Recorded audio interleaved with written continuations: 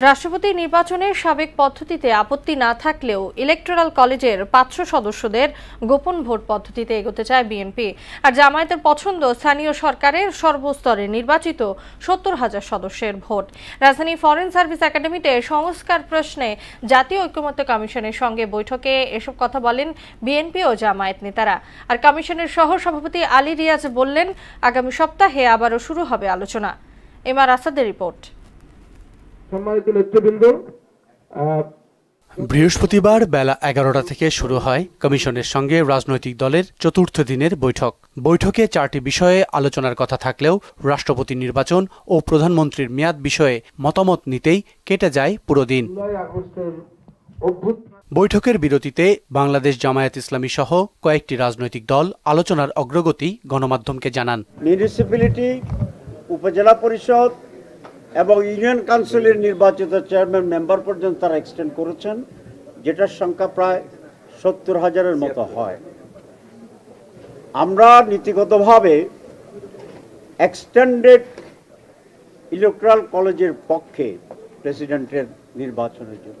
রাষ্ট্রপতি এবং প্রধানমন্ত্রীর ক্ষমতার ভারসাম্য দরকার এবং রাষ্ট্রপতিকে কিছুটা সম্মান, মর্যাদা এবং ক্ষমতা ভাগ করে দেওয়া দরকার। যা বিদ্যমান আছে সেটা রাখার পক্ষে, আর এটা পরিবর্তন করার পক্ষে।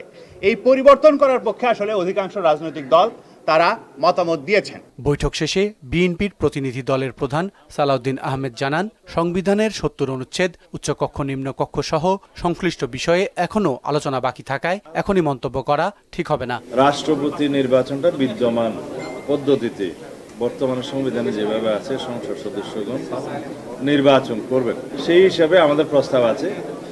তবে সেই প্রস্তাবের সাথে আমরা অ্যাড করেছি পার্লামেন্টের সদস্যগণ ৩০০ সদস্য যারা সরাসরি নির্বাচিত হবেন, তারপরে মহিলা আসন যদি ১০০তে উন্নীত হয়, বর্তমানে ৫০ আছে সেই সদস্যগণ, তাহলে ৪০০। আর যদি দ্বিকক্ষ বিশিষ্ট পার্লামেন্টে স্থাপিত হয়, সেটার নাম সিনেট দেয়া হয়েছে, পরবর্তীতে সেই নাম ফাইনালি কি দাঁড়াবে সেটা এখনো জানি না। তার সদস্য সংখ্যা যদি ১০০ হয়, যেটা আমাদের প্রস্তাব, তাহলে এই ৫০০ জন সদস্যদের ভোটে রাষ্ট্রপতি নির্বাচন হবে। কমিশনের সহসভাপতি আগামী সপ্তাহে আবারও অমীমাংসিত বিষয়ে বৈঠক করার সিদ্ধান্ত জানান। আগামী রোববার দিন এই ৩ দিনের আলোচনায়, প্রকৃতপক্ষে ৪ দিনের আলোচনার অমীমাংসিত বিষয়গুলি নিয়ে কথা হবে।